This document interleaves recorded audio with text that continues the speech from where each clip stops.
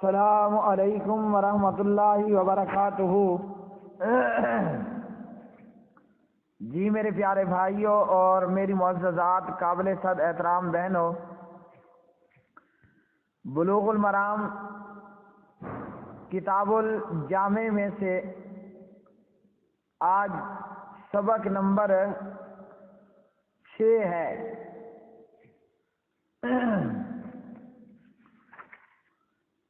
عن ابی ہریرہ رضی اللہ تعالی عنہ عن النبی صلی اللہ علیہ وسلم قال اذا عطس احدکم فلیقل الحمد للہ ولیقل له اخوہ یرحمک اللہ فاذا قال له یرحمک اللہ فلیقل له یہدیکم اللہ ویصلح بالکم، اخرجہ البخاری۔ حضرت ابو ہریرہ رضی اللہ تعالی عنہ راوی ہیں، پیارے نبی صلی اللہ علیہ وسلم نے فرمایا، جب تم میں سے کسی کو چھینک آئے تو اس کو چاہیے کہ وہ الحمدللہ کہے، اور پھر جب چھینکنے والا الحمدللہ کہہ دے تو ایک اور مسلمان جو اس کو چھینکتے ہوئے سنے وہ چھینکنے والے سے کہے یرحمک اللہ، اللہ تجھ پر رحم فرمائے۔ فلیقل لہ، چھینکنے والا اس دعا دینے والے کو دوبارہ یہ الفاظ کہے کہ اللہ رب العالمین تجھے ہدایت دے اور تمہارا حال درست کر دے، یعنی تمہارے اعمال کی اصلاح کرے۔ جیسا کہ ہم اسی باب میں پہلی حدیث پڑھ چکے ہیں جس کے راوی سیدنا ابو ہریرہ رضی اللہ تعالی عنہ ہیں، جہاں پیارے نبی صلی اللہ علیہ وسلم نے مسلمان پر 6 حق بتائے۔ ان 6 حقوق میں سے ایک حق یہ بھی تھا کہ جب چھینک مارنے والا چھینک مارے تو الحمدللہ کہے، اور پھر دوسرا مسلمان جو اس کو چھینکتے ہوئے سنے وہ جواباً اسے جواب دے، یعنی یرحمک اللہ کہے۔ تو پیارے نبی صلی اللہ علیہ وسلم نے اس حدیث میں چھینک کے تعلق سے ہمیں آداب سکھائے۔ چھینک آئے تو چھینک مارنے والا الحمدللہ کہے۔ میں آپ کو چھینکتے ہوئے سنوں تو آپ کو دعا دوں کہ یرحمک اللہ، اللہ تجھے صحت دے، اللہ تیرے اوپر رحم کرے، اللہ تیرے اوپر رحم کرے، اور پھر چھینکنے والا مجھے دوبارہ دعا دے کہ اللہ تجھے ہدایت دے اور اللہ تیرا حال درست کر دے۔ اسی طرح ایک اور حدیث میں پیارے نبی صلی اللہ علیہ وسلم کا فرمان ہے، اپنے بھائی کو 3 دفعہ یرحمک اللہ کہو۔ اگر کوئی چھینک پہ چھینک مارتا ہے 3 مرتبہ میں تو اسے دعا دو یرحمک اللہ، اور اگر اس سے زیادہ وہ چھینکنے لگ جائے تو پھر یہ زکام ہے۔ سنن ابی داود کتاب الادب۔ عن ابی ہریرہ رضی اللہ تعالی عنہ قال قال رسول اللہ صلی اللہ علیہ وسلم لا یشربن احدکم قائما، اخرجہ مسلم۔ پیارے نبی صلی اللہ علیہ وسلم نے فرمایا، تم میں سے کوئی بھی کھڑے ہو کر پانی نہ پیے، ہرگز کوئی بھی کھڑے ہو کر پانی نہ پیے۔ اسی طرح صحیح مسلم کی دیگر احادیث میں جو کہ باب کراہیت الشرب قائما، کھڑے ہو کر پانی کے مکروہ ہونے کا بیان، کھڑے ہو کر پانی پینے کے مکروہ ہونے کا بیان، اس میں حضرت انس رضی اللہ تعالی عنہ راوی ہیں، ان النبی صلی اللہ علیہ وسلم زجر عن الشرب قائما، پیارے نبی صلی اللہ علیہ وسلم نے کھڑے ہو کر پانی پینے سے ڈانٹا، تو کیا معلوم ہوا کہ آپ صلی اللہ علیہ وسلم نے کھڑے ہو کر پانی پینے سے منع کیا۔ اسی طرح صحیح مسلم میں ایک اور حدیث، اس کے راوی بھی حضرت انس رضی اللہ تعالی عنہ ہیں، فرماتے ہیں کہ نبی صلی اللہ علیہ وسلم نے منع کیا ان یشرب الرجل قائما، کہ بندہ کھڑے ہو کر پانی پیے۔ قال قتادہ فقلنا فالاکل، حضرت انس سے قتادہ نے پوچھا پانی پینا تو منع ہے، کھانا کھانا یعنی کوئی چیز کھانا تو کہا ذاک شر او اخبث، جیسے پانی پینا منع ہے کھڑے ہو کر، کھانا کھانا کھڑے ہو کر یہ تو اس سے زیادہ برا اور خبیث کام ہے۔ یہاں خاص کر ان لوگوں کے لیے وعید ہے جو دعوتوں میں اور شادی ہال وغیرہ میں تقریبات میں کھڑے ہو کر کھا پی رہے ہوتے ہیں، ٹیبلیں لگی ہیں اور یہ سب کے سب کھڑے ہو کر کھا بھی رہے ہیں اور پی بھی رہے ہیں۔ اسی باب میں ابو سعید خدری رضی اللہ تعالی عنہ بھی راوی ہیں، اور یہ بھی یہی فرماتے ہیں کہ ان النبی صلی اللہ علیہ وسلم زجر عن الشرب قائما، آپ صلی اللہ علیہ وسلم نے کھڑے ہو کر پانی پینے سے منع کیا ہے۔ اور اسی طرح اسی باب میں حضرت ابو ہریرہ رضی اللہ تعالی عنہ راوی ہیں،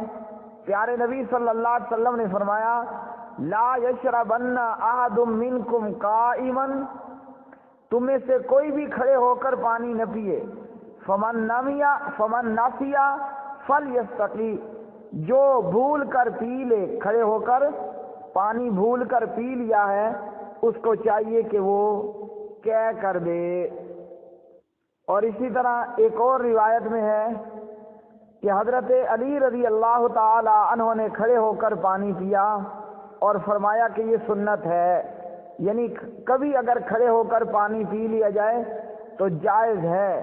عام حکم یہی ہے کہ کھڑے ہو کر پانی نہیں پینا۔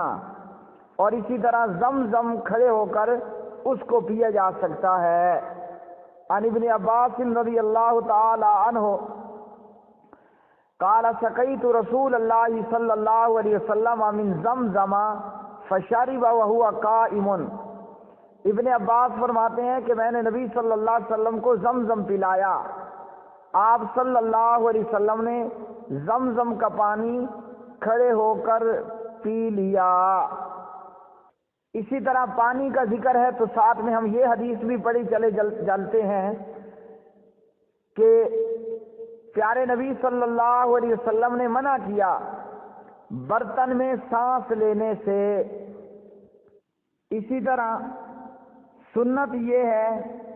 کہ پانی 3 سانس میں پینا چاہیے، صحیح مسلم۔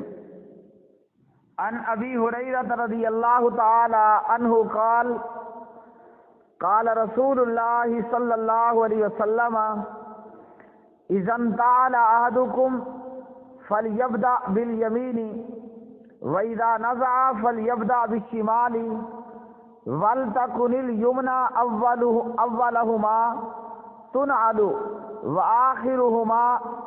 وآخرہما تنزع، متفق علیہ، اخرجہ مسلم الی قولہ بالشمال۔ حضرت ابو ہریرہ رضی اللہ تعالی عنہ راوی ہیں، نبی صلی اللہ علیہ وسلم نے فرمایا جب تم میں سے کوئی جوتا پہنے تو پہلے دائیں پاؤں میں پہنے، اور جب اتارے تو پہلے بائیں پاؤں سے اتارے، یعنی دایاں پاؤں جوتا پہننے میں پہلے ہونا چاہیے اور اتارنے میں آخر ہونا چاہیے۔ اس حدیث سے معلوم ہوا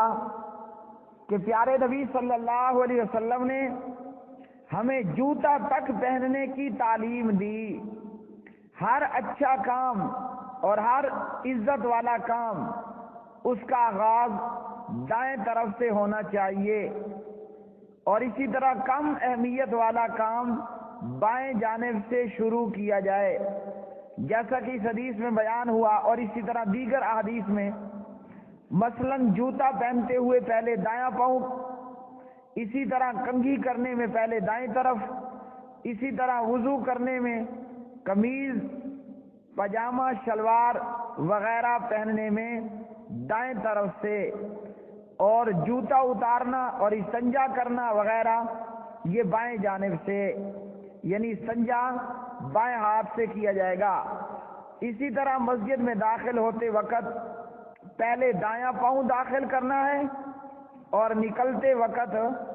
پہلے بایاں پاؤں باہر نکالنا ہے۔ وعن ابی ہریرہ رضی اللہ تعالی عنہ قال قال رسول اللہ صلی اللہ علیہ وسلم لا يمشي احدكم في نعل واحدة ولينعلهما جميعا او ليخلعهما جميعا متفق علیہ۔ ابو ہریرہ رضی اللہ عنہ راوی ہیں، نبی صلی اللہ علیہ وسلم نے فرمایا، تم میں سے کوئی شخص ایک جوتا پہن کر نہ چلے، اس کو چاہیے یا تو دونوں کو اکٹھے اتار لے یا دونوں کو اکٹھے پہن لے۔ ایک جوتے میں چلنے سے پیارے نبی صلی اللہ علیہ وسلم نے منع کیا۔ تو آپ صلی اللہ علیہ وسلم کی اس حدیث سے ہمیں یہ معلوم ہوا کہ آپ صلی اللہ علیہ وسلم نے جوتا پہن کر چلنے سے متعلق بھی ہمیں ادب سکھایا، جوتا پہننے کے تعلق سے بھی سکھا دیا، جوتا لے کر پاؤں میں چلنے سے متعلق بھی بتلا دیا، اور جس طرح دیگر احادیث میں آپ صلی اللہ علیہ وسلم نے استنجا کرنے کے متعلق بھی بتلا دیا۔ مثال کے طور پر آپ نے فرمایا گوبر سے استنجا نہیں کرنا، اور اسی طرح ہڈی سے استنجا نہیں کرنا۔ کیوں کہ ہڈی وہ جنوں کی خوراک ہے، اور ہمارے جانوروں کا گوبر وہ جنوں کے جانوروں کی خوراک ہے،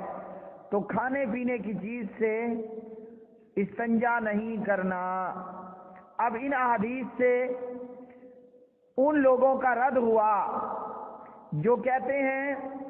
کہ دین اور دنیا کے مسائل کے لیے قرآن اور سنت حدیث ناکافی ہے، اور امام کی فقہ یا امام کی تقلید کرنا ضروری ہے یا واجب ہے۔ ہم اس نبی کا کلمہ پڑھنے والے ہیں، سبحان اللہ۔ کوئی مذہب ایسا مذہب نہیں آیا ہوگا، نہ ادیان سابقہ میں سے نہ ادیان باطلہ میں سے، کوئی مذہب ایسا مذہب، کوئی شریعت، اللہ اکبر، ایسی شریعت اللہ نے نہیں اتاری ہوگی جو شریعت اور جو دستور اور جو زندگی گزارنے کا طریقہ اللہ نے آمنہ اور عبداللہ کے بیٹے محمد الرسول اللہ صلی اللہ علیہ وسلم کو عطا کیا۔ جو شریعت اللہ نے عبد المطلب کے پوتے کو عطا کی وہ اس سے پہلے کم ہی کسی کو عطا ہوئی ہوگی۔ جو شریعت اللہ نے ابو طالب کے بھتیجے کو عطا کی وہ شریعت کم ہی کو ملی ہوگی۔ جو دستور، جو شریعت، جو زندگی گزارنے کا لائے عمل اللہ رب العالمین نے عائشہ اور حفصہ کے شوہر کو دیا وہ کم ہی کسی کو ملا ہوگا۔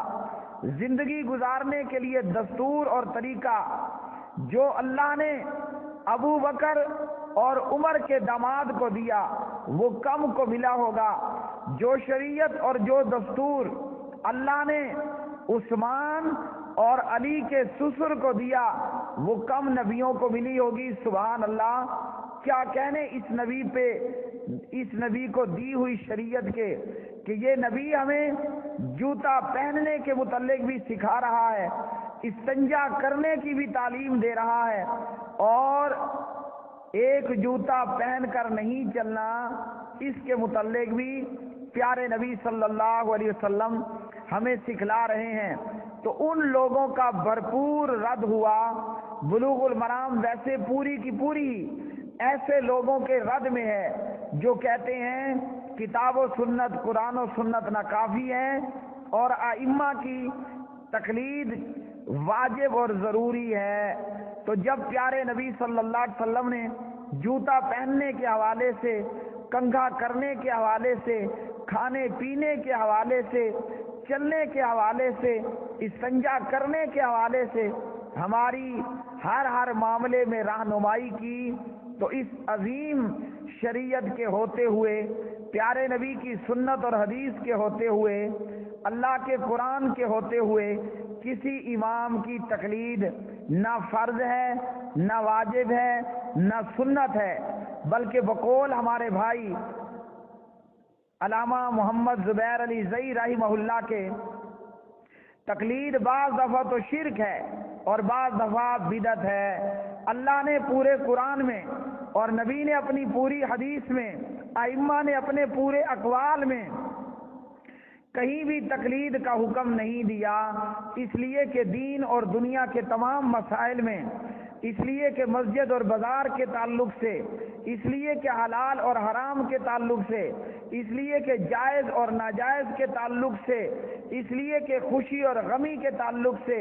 اس لیے کہ مرنے اور جینے کے تعلق سے، اس لیے کہ دنیا اور آخرت کے تعلق سے، اس لیے کہ قبر اور زندگی کے تعلق سے، اللہ کی اس شریعت میں، اللہ کے قرآن میں، نبی کی سنت اور حدیث میں الحمدللہ ہر ایک معاملے کی رہنمائی موجود ہے۔ یہ وہ دین ہے لیلھا کنہارھا، اللہ اللہ، جس کی رات بھی دن کی طرح روشن ہے، جس کی رات بھی دن کی طرح روشن ہے۔ تو پیارے نبی صلی اللہ علیہ وسلم نے ایک پاؤں میں جوتا لے کر چلنے سے منع کیا، یا تو دونوں پاؤں ننگے ہوں اور آپ چلیں، یا دونوں پاؤں میں جوتا ہو آپ چلیں۔ ایک پاؤں میں جوتا اور ایک پاؤں میں جوتا نہ ہو، ایک پاؤں میں جوتا ہو اور دوسرے پاؤں میں جوتا نہ ہو۔ نبی صلی اللہ علیہ وسلم بخاری مسلم کی حدیث میں ہمیں منع کر رہے ہیں، کیونکہ جب ایک پاؤں میں جوتا ہوگا اور ایک پاؤں میں جوتا نہیں ہوگا، بندے کا چلتے ہوئے بیلنس ان بیلنس ہوگا، جس سے اس کی باڈی پارٹس کے اندر کسی بھی قسم کا نقصان ہونے کا پورا اندیشہ موجود ہوگا۔ تو اس لیے ان احادیث کو لے کر ہم سب کو چاہیے کہ پیارے نبی صلی اللہ علیہ وسلم کی سنت اور حدیث سے آگاہی حاصل کریں۔ اللہ کی شریعت میں اور قرآن و سنت میں دین اور دنیا کے تمام مسائل کا حل موجود ہے، اور اگر کسی کو حل نہیں مل رہا تو یہ اس کی علم کی کمی کی دلیل تو ہے۔ قرآن و سنت دین اور دنیا کے معاملات میں، مسائل میں بھرپور رہنمائی کے لیے کافی ہیں۔ اس لیے کسی کی تقلید کرنے، کسی کا پوچھ اپنے پیچھے لگانے کی بجائے ہم سب کو چاہیے قرآن و سنت کی پیروی کریں۔ جس کی جو بات قرآن و سنت کے خلاف ہو اسے چھوڑ دیں۔ سبق نمبر آج بلوغ المرام کتاب الجامع میں سے سبق نمبر 6 تھا۔ اللہ وحدہ لا شریک ہمیں عمل کرنے اور کتاب و سنت کے نور کو عام کرنے کی توفیق عطا فرمائے۔ وما علینا الا البلاغ المبین۔